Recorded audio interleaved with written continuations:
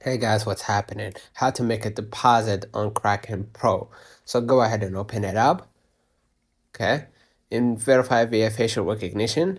And then what you're gonna do, go ahead and click the portfolio at the bottom right, okay? And you're gonna be able to see multiple options. Go ahead and hit deposit. And you can select the coin, right? If you're depositing using your local currency, you can just go ahead and select US dollars, okay?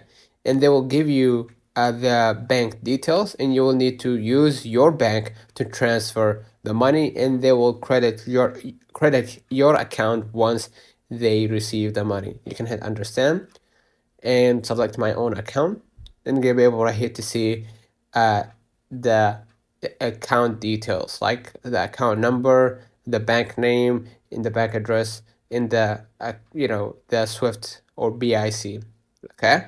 And you can hit I made the deposit you after transferring the money from your local bank. So that's another count. If this video helped you, do not forget to like and subscribe. Thank you, and catch you in the next time.